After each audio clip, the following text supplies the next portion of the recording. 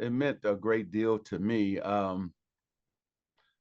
think that my whole life I've been trying to help others because my mother and father instilled that in me.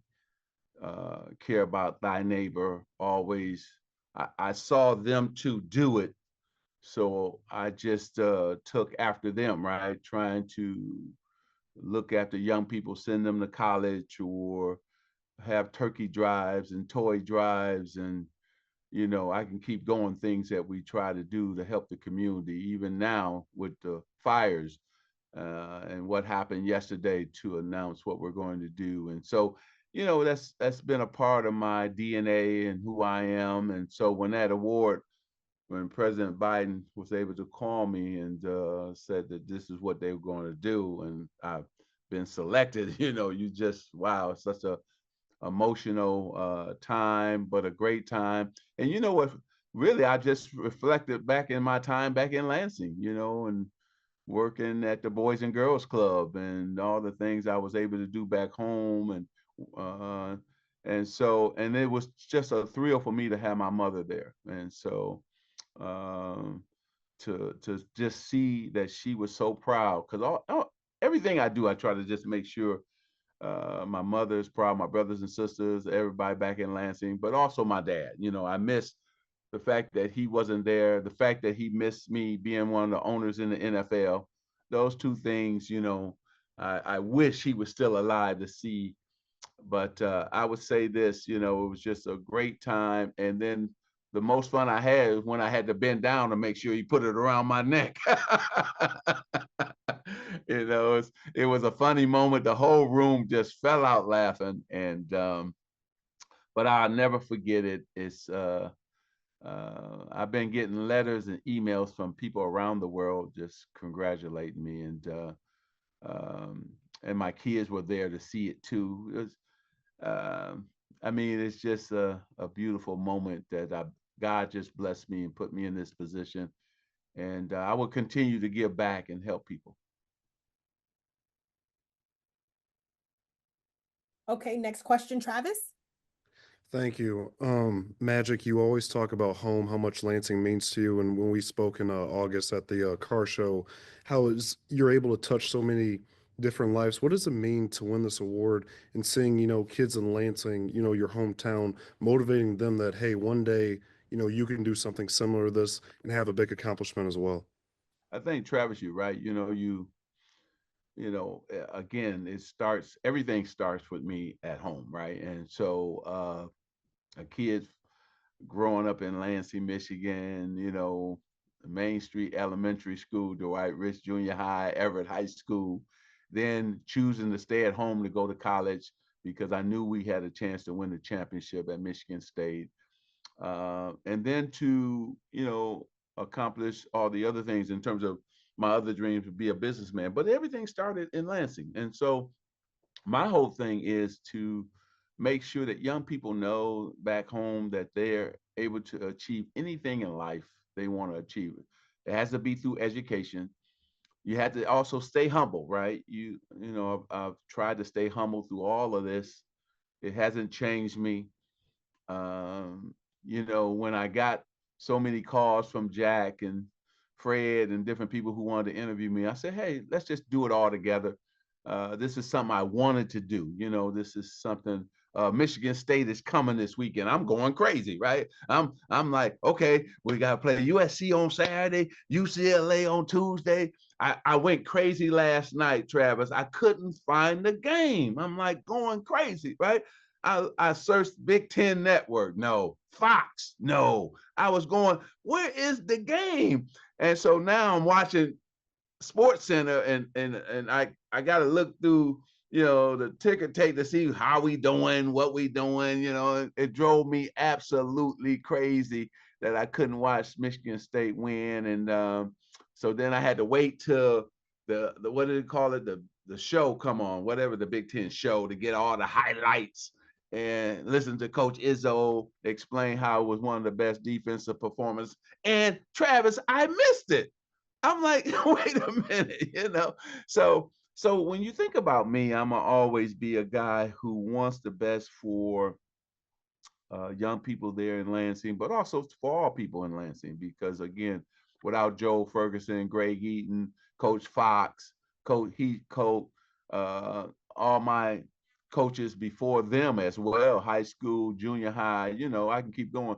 They all impacted my life, and my pastor at my church, on and on and on. So I will always be a guy that thinks about home. Anything that I do, any award that I receive, you will always hear me say everything started in Lansing, Michigan, and I wouldn't be on this stage without all the people back home. And two of my best friends are still my best friends. Dale Beard and James Stokes are still my best friends. I mean, nothing has changed. I just talked to Greg Kelso last week, and we were laughing at, you know, the things that we did at Michigan State and the run that we had, and also the run that this incredible Michigan State basketball team is on too. And I'm so proud of these young men, also of the young ladies, because the women's team is doing an outstanding job as well. So thank you for that, man. And good to see you again too. Next, WXYZ. Hi, Magic. My name is Sarah Michaels. I'm a reporter at WXYZ out of Okay. Detroit. The community here in Detroit, I'm sure you know this, they absolutely love you. And you have been a part of multiple projects here over the last couple of years. We were wondering, do you have any projects coming up in the city of Detroit or any plans to visit that you could tell us about? Well, we're working on some things now. Matter of fact, Lex is working on some projects that we want to give back to the community. Matter of fact, one of the Detroit Lion owners are spearheading. So I can't tell you about it now. We're just trying to put it all together now. But as soon as we get it all together, I will let you know. And that was so. So since you said that, right? That was the hardest thing that happened a week ago Sunday, for my Commanders to be playing the Detroit Lions. That was just crazy. I'm still, my mom and them, they didn't know what to do. They and to see the state so so happy. And but I will say this: we took a lot of some of the pages from the Lions and how they built the team, and that's what we were trying to do. Make sure the quarterback play was good, explosive on the wide receivers, the things that the Lions, they just built an incredible organization. And so to see everybody excited, that made me feel good to see how the Lions are performing. And so I am working on some things. I'm hoping that they come to fruition and that we are able to then come home and tell you all about them. Okay. Thank you. Yep. Next up, Tony. Hey there. Yeah. Good to see you, Magic Johnson. Thank you so much. This is All right, exciting. Tony. Thank you. I have kind of a flashback question for you. All right. First of all, talk to us in general about the MSU basketball culture, what you remember about it. Also, the 25th anniversary is coming up of the 2000 championship. What do you remember about the program when you were there? How have you seen it evolve? And what do you think about that whole culture and where it is today? Well, I'm happy because, first, my first introduction to Michigan State basketball was Gus Ganakis. So I had to first start saying thank you to Gus, because if it wasn't for Gus, I wouldn't have probably been going to Michigan State, because I fell in love with Gus. He allowed me to come to his basketball camps, on and on and on. So when he got fired, that kind of shook me up a little bit, because I was coming to Michigan State if Gus was there, right? And so I didn't get to know Judd. Judd in the beginning was a difficult man to get to know, because he's tough, he's a tough guy. And so my personality, smiling, he didn't smile. So I said, how are we gonna work together? And so once Vern Payne talked to me about that Judd is an excellent coach, And so I decided to come. Once Jay decided to sign, then I signed after Jay, because I said, man, Jay and I, with Greg and the other Bob Chapman, the team that they had, I thought we could do well. So the culture actually started for me with Judd changing everything. We won the Big Ten both my years, and then of course winning the national championship. That's when everything changed, because sellout crowds, winning, just man, that run was just great. But then it carried on even after me, right? With the Steve Smith and the Scott Skiles, and we always was in the tournament, and then once Coach Izzo took over, and like you just said, we won in 2000, but we've been to the Final Four many times, and so he has done an amazing job. 2 games away from breaking uh, Bobby Knight's all-time wins in the Big Ten. I mean, uh, he has done just an amazing job. Young men from not just now, before we were like a regional program, like, recruit Michigan, Ohio, maybe still one from Indiana.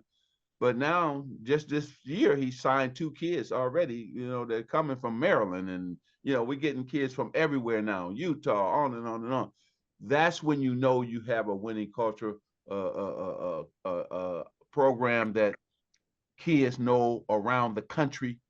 And so Coach Izzo has done just a fantastic job. And look what happened. He evolved. He even changed, right? We're playing faster. He's playing 10 guys, things that, he has done an amazing coaching job this year. And look where we are. What, 12-game winning streak, I think, whatever it is, undefeated in the Big Ten. But uh, he got the right guys that play the right way, that play as a team, unselfish. But he's done an amazing job. So the culture started with Judd. For me, started with Gus, but started Judd, and then on to what Coach Izzo has built. Thank you so much. I didn't want to interrupt you because I wanted to, but I was listening very thoroughly. Thank you so much. All right. Thank you. Next up is Detroit Free Press. Chris. Good to see you, Magic. Chris, how you By the doing? way, I'm sure a lot of people are happy to know that they're not the only ones who can't figure out where Peacock is. So, but I'm wondering, I know you worked for NBC many years ago too, but I'm wondering bigger picture as a sports owner in 3 different sports, really. What's your take right now on the NIL landscape? And, especially knowing the background of how you and other guys prior had to go the hardship route, that just not just the guys getting the money, but what's the future of that? Well, I think that that's a great question. I think that they have to put rules and safeguards in place, that we don't have today. I'm happy that the players, both male and female, are getting paid, but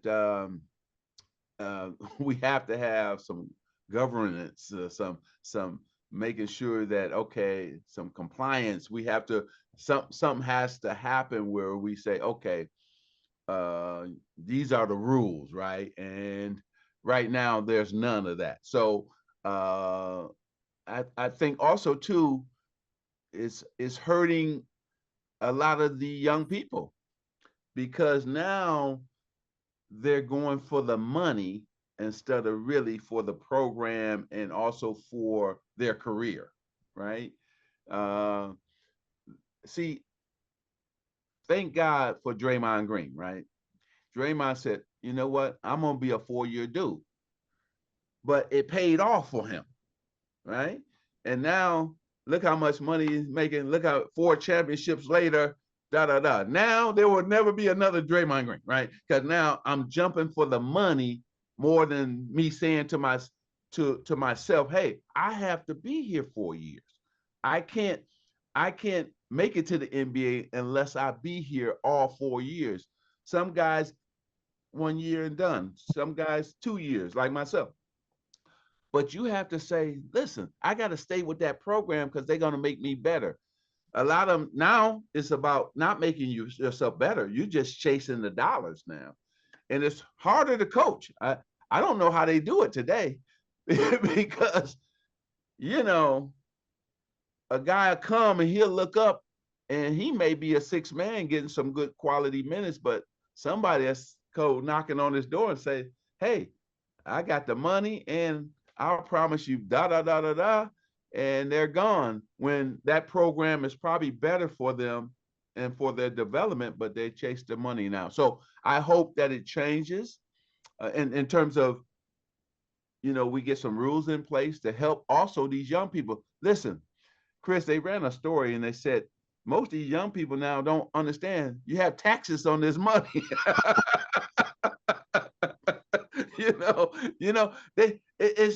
It's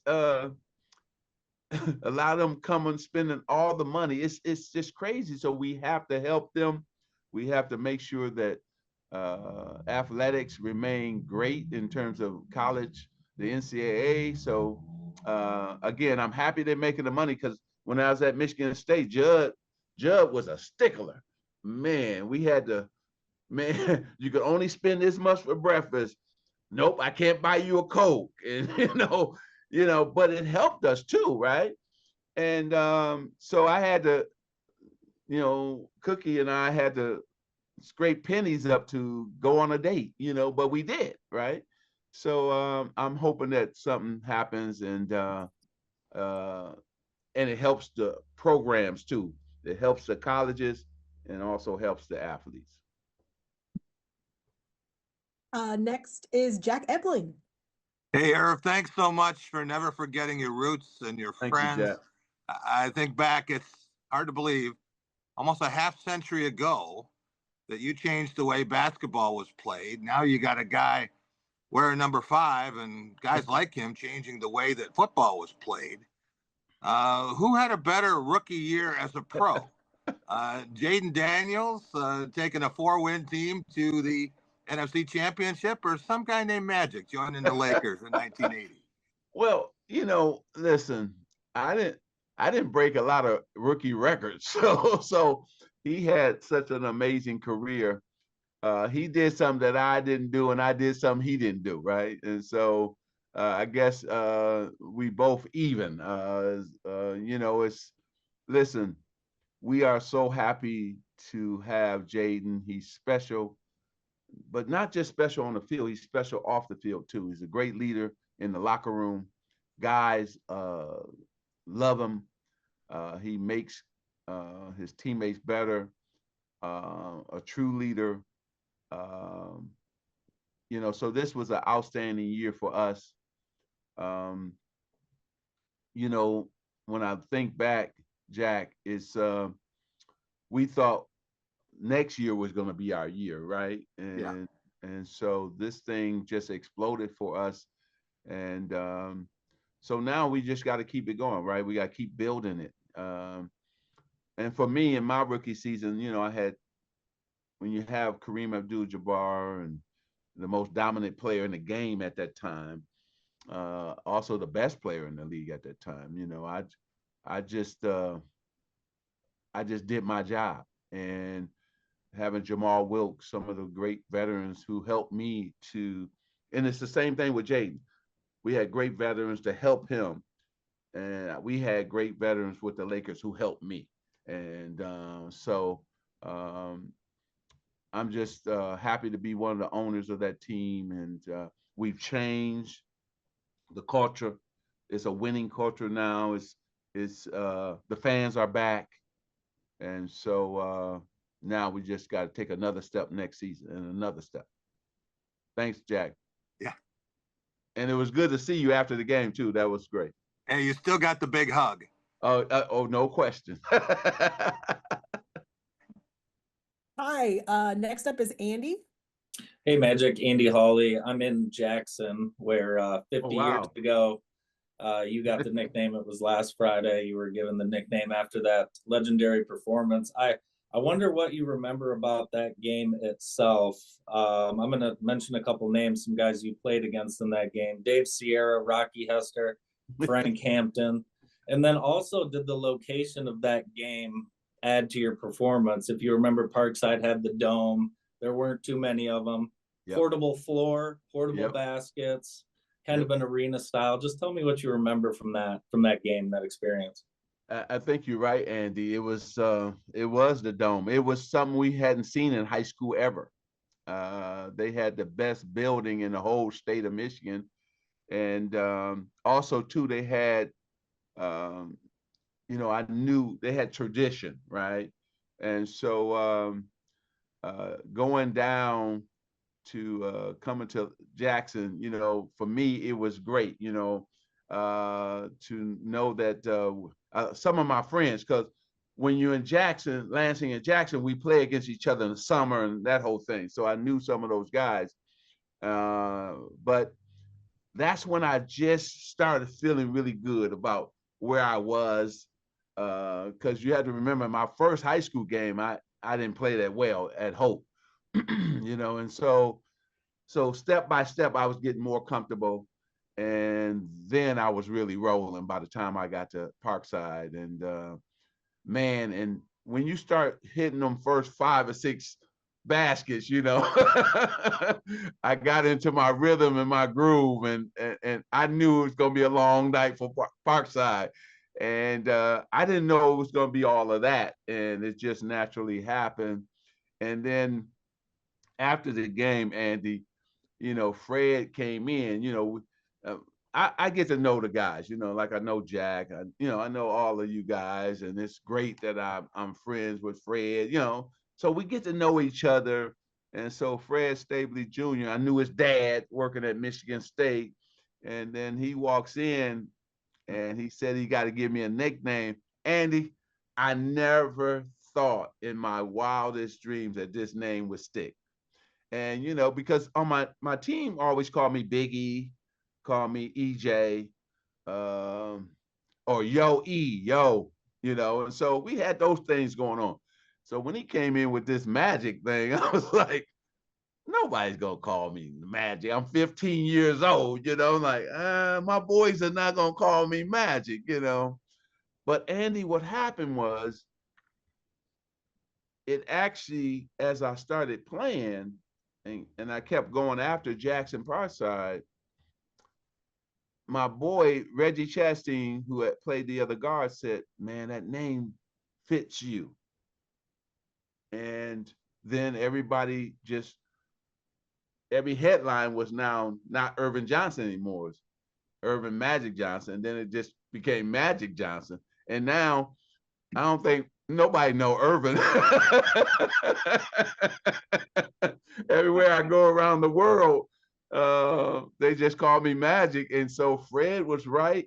Can you imagine this, Andy? This is the crazy thing. It wasn't in LA that I got the name. It wasn't somebody in LA giving me the name.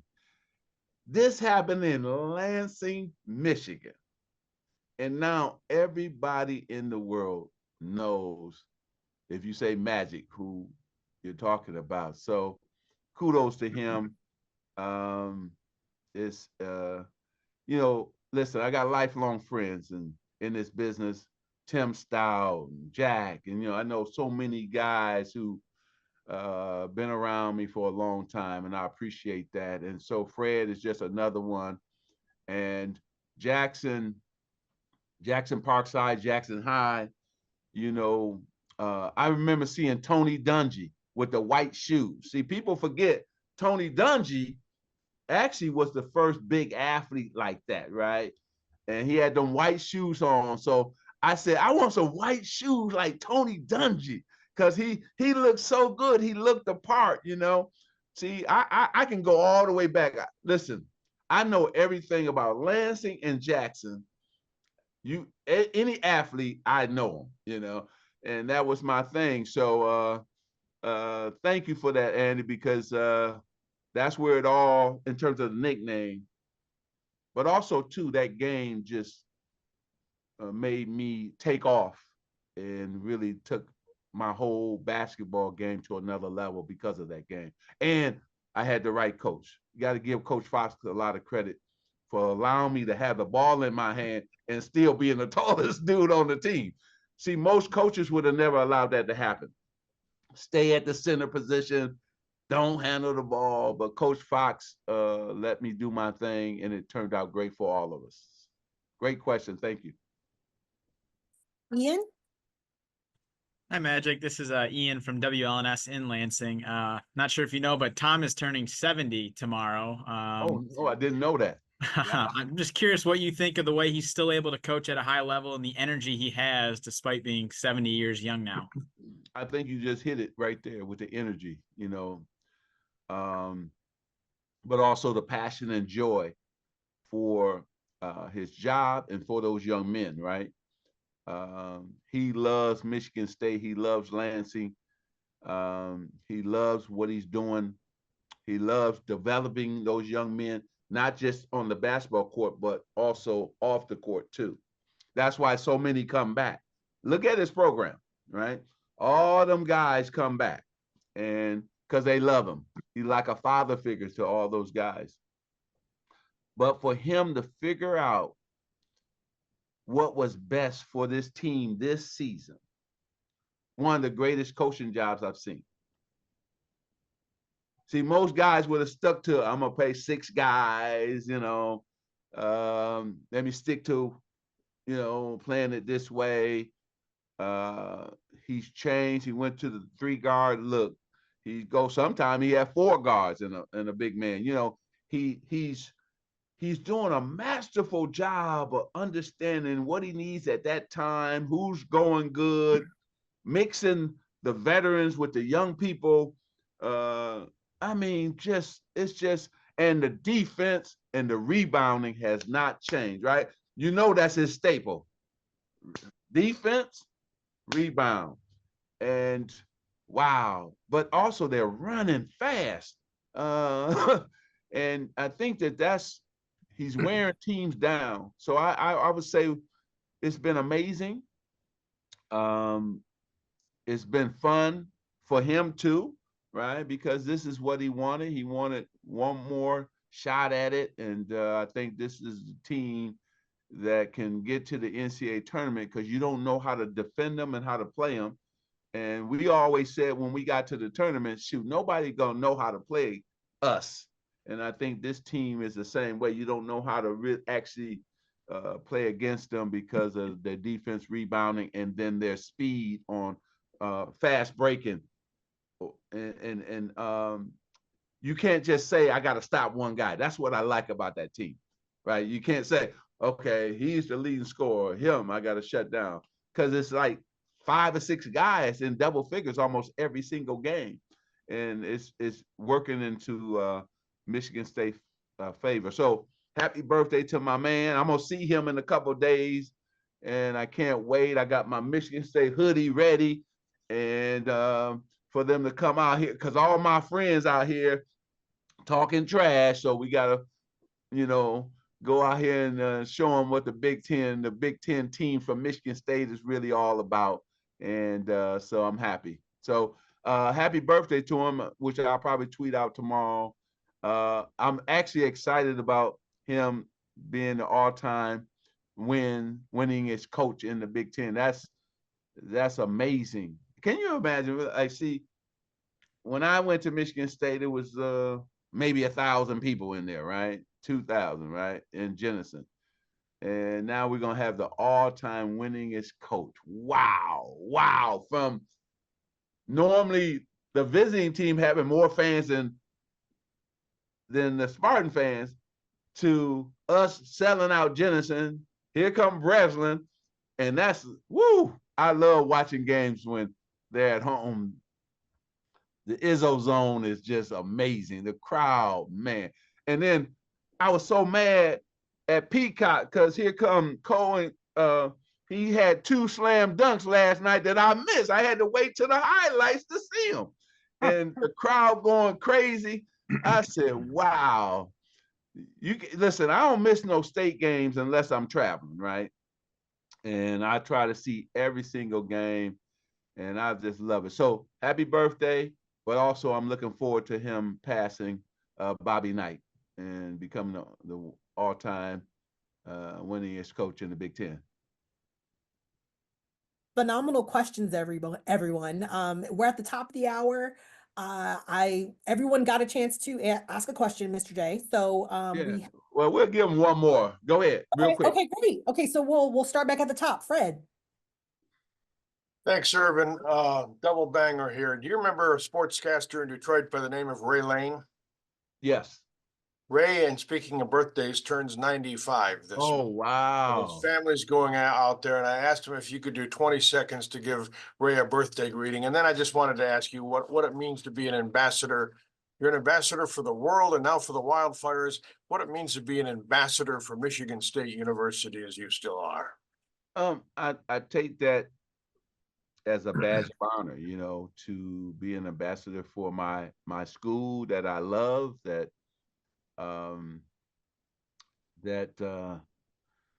has done so much for me and now for others as well. And you know, I never forget. Listen, they blessed me with everything. The man that I am, I couldn't be without Michigan State. And I met my beautiful wife on that campus. We can't wait. Again, we're going to be at those games. So then the friendships, the education. I couldn't be a businessman without Dr. Red. I can go, it's a whole list of people I can go down who helped me and put me in this position that I'm in. Dr. Gunnings, I can keep going. There's so many professors who helped me to get to this position right there on the Michigan State campus. So my job is to promote my school, say how wonderful Michigan State is, but also to how they shaped and molded me into the man that I am. And I don't care who get mad or who don't listen. I'm gonna still always shout to the world, Michigan State, go green, go white. And it's a blessing, man. And so, Ray, happy birthday. Thank you for covering sports as long as you have. You've been an incredible person who brought your own style to broadcasting, to the sports world. And I love you. Happy birthday from the Magic Man.